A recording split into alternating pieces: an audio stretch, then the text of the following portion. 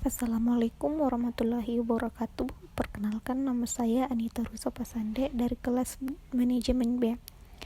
Di sini saya akan membacakan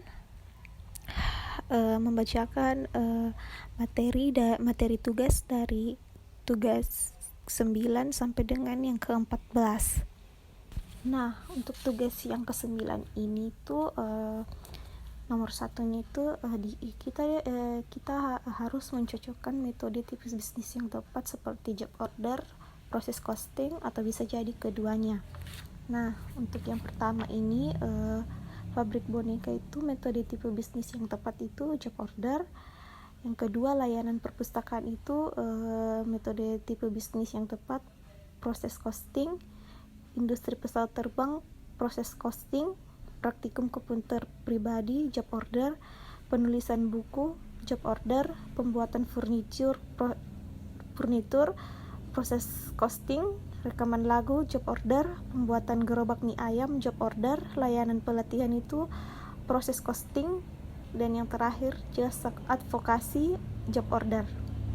Kemudian nomor 2 yaitu latihan 5.4, yang hitung unit ekuivalen Departemen Penghasilan bulan November. Pada unit ekuivalen dijelaskan bahwa unit in ending WIP 20% dikali 120.000 sama dengan Rp24.000. Nomor yang kedua, susun production report.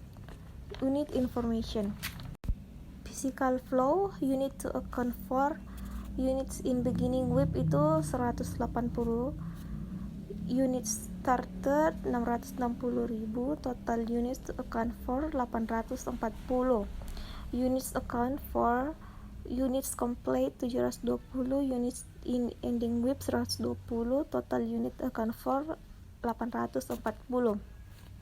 Equivalent unit complete 720, unit in ending WIP 24.000, total equivalent unit 744. Cost information to cost to account for beginning WIP 1.171.800, incurred during the period 3.515.400, total cost to account for 4.687.200, cost per equivalent unit 613. Cost accounted for goods transferred out 6,3 dikali 720, transfer out-nya itu 4.536.000, ending WIP-nya ndak ada, totalnya 4.536.000.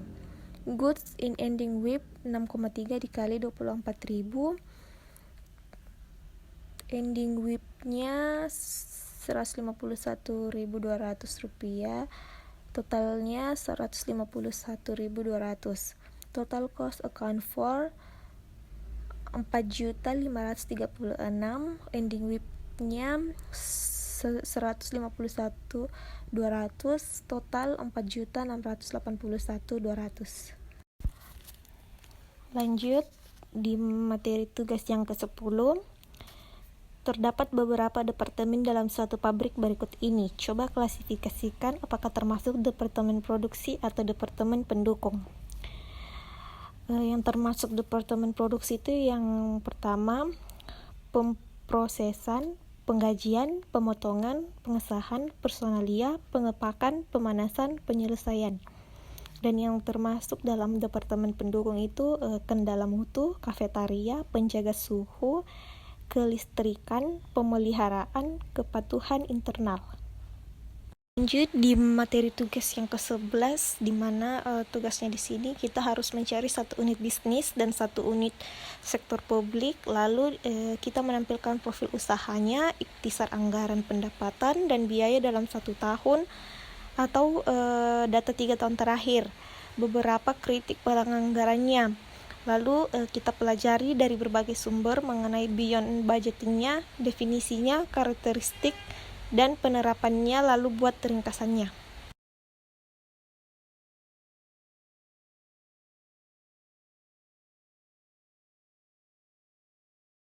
Nah, di sini saya mengambil satu unit bisnis, yaitu perusahaan Unilever Indonesia.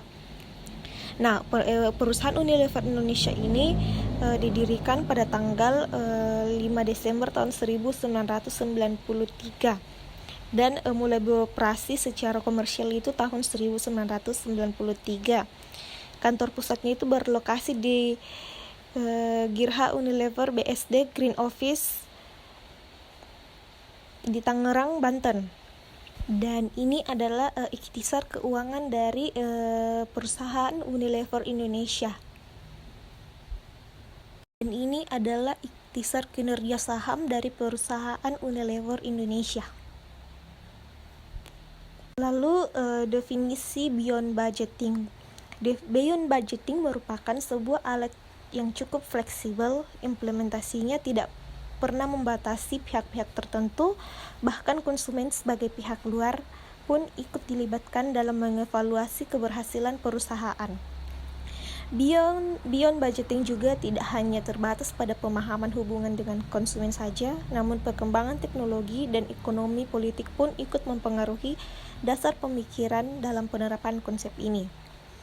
Penerapan Beyond budgeting adalah sebuah pendekatan yang radikal di mana penerapannya membutuhkan komitmen dan dukungan setiap elemen manajemen organisasi.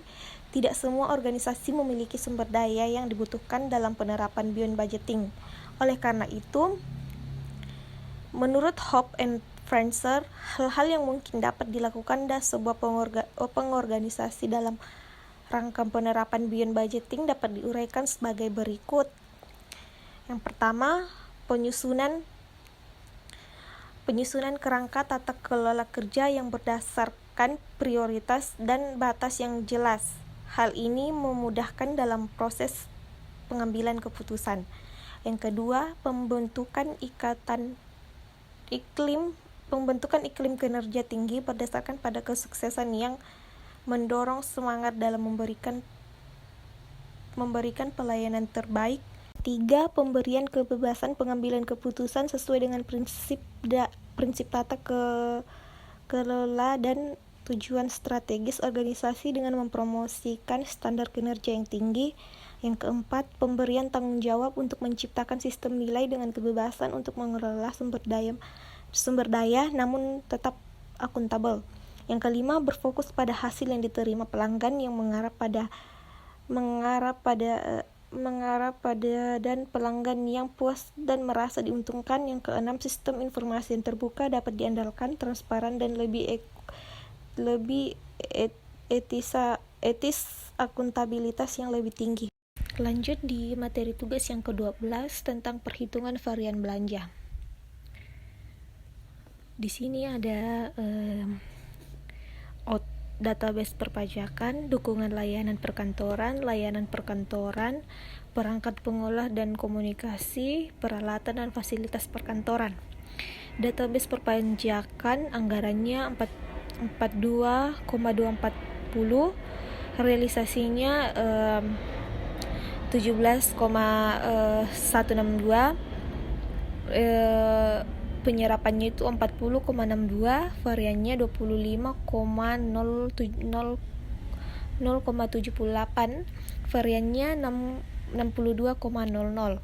Terus di sini adalah favorable. Yang kedua, dukungan layanan perkantoran itu anggarannya 315.950, realisasinya 264.675.935 rupiah. Penyerapannya itu 83,13%, variannya 53,274,047, variannya 14,35, dan di sini favorable. Layanan perkantoran anggarannya 15.515.369 rupiah, realisasinya itu 14.469.283.585 rupiah. Penyerapannya 94,13, variannya 883 juta 85.019 rupiah, variannya 5,5 dan favorable. Perangkat pengolah dan komunikasi anggarannya 153.913, realisasinya 148.757 rupiah. Penyerapannya itu 96,65%, terus variannya 5,150, variannya 3,00 dan favorable. Terus peralatan dan fasilitas perkantoran itu anggarannya 82,153, realisasinya 76.594.585 rupiah. Penyerapannya itu 93,23%, variannya itu 7.550.415 rupiah. Terus variannya itu 8,95 dan favorable. Lalu jumlah dari semua ini ada jumlah dari anggaran 16.027.472 rupiah. Realisasi 14 miliar 969.727.109 rupiah. Penyerapannya itu 95,41, variannya itu 985.699.831, variannya itu 6,54. Lanjut ke tugas yang ke-13, yaitu membuat ringkasan materi dari halaman 95 sampai dengan halaman 99. Baik, desentralisasi, kinerja, dan pelaporan segmen. Keputusan terdesentralisasi ditunjukkan adanya praktik otoritas pengambilan keputusan atau PK disebar tidak terpusat di beberapa eksekutif puncak, dapat diwujudkan melalui pembentukan divisi atau pemecahan, bisa didasarkan atas produk, barang, atau jasa, atau wilayah. Adapun kelemahan dan kekuatan desentralisasi. Kelemahannya, PK lower level manager cenderung sempit. Yang kedua, problem koordinasi, masing-masing ada PK. Yang ketiga, clash dengan tujuan organisasi keseluruhan, mikirin departemennya masing-masing. Yang keempat, penyebaran inovasi sulit. Lalu kelebihannya, top manajemen pada isu lebih besar. Yang kedua, memberdayakan bawahan. Yang ketiga, respon lebih cepat karena eliminasi layer, informasi lebih mudah didapat. Yang keempat, melatih lower level atau regeneralisasi otoritas PK. Yang kelima, memotivasi bawahan job satisfaction. Lalu mengukur kinerja profil center atau absorption costing dan variable costing. Generally accept accounting principle mensyaratkan pelaporan laba rugi atau memperhitungkan semua unsur biaya produksi baik variabel maupun tetap atau absorption costing atau full costing untuk tujuan pertanggungjawaban kepada pihak eksternal. Berbeda halnya untuk pemenuhan kebutuhan internal, konsep biaya variabel dianggap relatif lebih bernilai dalam pengambilan keputusan manajerial. Manfaat terbaik variable costing adalah manajemen dapat dengan mudah memahami data biaya variabel. Manajer dapat lebih memahami pernyataan biaya variabel karena laba lebih cepat bergerak ke arah yang sama dengan penjualan. Mengukur kinerja investment center. Untuk mengevaluasi kinerja investment center terdapat dua alat ukur yang lazim digunakan, yaitu return on investment atau ROI dan residual income atau RI. ROI dipopulerkan oleh A. DuPont de Nemours and Company. DuPont merupakan interaksi antara rasio return on sales dan rasio perputaran aset. Dan yang terakhir, materi ke-14 yaitu ringkasan akuntansi manajemen. Tinjauan umum akuntansi manajemen. Akuntansi manajemen merupakan bidang akuntansi yang berhubungan dengan penyediaan informasi bagi manajemen untuk mengolah suatu organisasi atau perusahaan dan membantu dalam memecahkan masalah-masalah khusus yang dihadapi suatu organisasi. Tujuan akuntansi manajemen menurut Supriyono: yang pertama, menyediakan informasi yang diperlukan untuk perencanaan, pengevaluasian, dan pengendalian operasi, pengamanan aktifan organisasi, dan pengkomunikasian dengan pihak-pihak luar yang berkepentingan. Yang kedua, berpartisipasi dalam penentuan strategik, taktik, pembuatan keputusan pengoperasian, dan mengkoordinasi berbagai pengaruh yang memasuki organisasi. Proses manajemen itu yang pertama perencanaan, yang kedua pengorganisasian dan pengarahan, yang ketiga pengendalian, yang keempat pengambilan keputusan. Tujuan akuntansi manajemen: yang pertama, menyediakan informasi yang digunakan untuk perhitungan harga pokok produk, biaya, jasa, dan tujuan lain yang diinginkan manajemen. Yang kedua, menyediakan informasi untuk perencanaan, pengendalian, dan pengevaluasian dan perbaikan berkelanjutan. Yang ketiga, menyediakan informasi untuk pengambilan keputusan. Pembebanan biaya pada objek biaya dapat menggunakan salah satu dari 3 metode. Yang pertama, penelusuran langsung, penelusuran penggerak, metode alokasi. Biaya yang berbeda untuk tujuan yang berbeda. Perilaku biaya atau fixed variable mix. Ketiga, perilaku biaya itu dipengaruhi oleh time horizon, source and output measures, non-unit level drivers. Lalu biaya tetap dimaknai sebagai biaya yang secara total konstan ketika ada kenaikan atau penurunan aktivitas dalam kisaran tertentu. Biaya variabel dimaknai sebagai biaya yang secara total berubah seproporsional dengan perubahan pemicu aktivitasnya. Contohnya biaya material langsung, biaya tenaga kerja langsung, perlengkapan. Costing, job order, dan proses costing. Dalam hal karakteristik aktivitas produksi atau layanan yang menghasilkan produk akhir, terdapat 2 cara pengumpulan produk: job order costing dan proses costing. Job order menekankan pada biaya pesanan tertentu sehingga perlu dijaga catatan setiap job, sedangkan proses costing menekankan pada biaya proses produksi massal. Yang dimaksud suatu pesanan di sini merupakan unit atau satuan unit yang berbeda dengan lainnya. Berdasarkan kedua biaya tersebut, skedul produksi yang dibuat dan dijalankan tergantung dari apakah produknya menggunakan dasar pesanan, job order production, atau dasar proses atau proses manufacturing. Cost Volume Profit Analysis, organisasi CVP Analysis.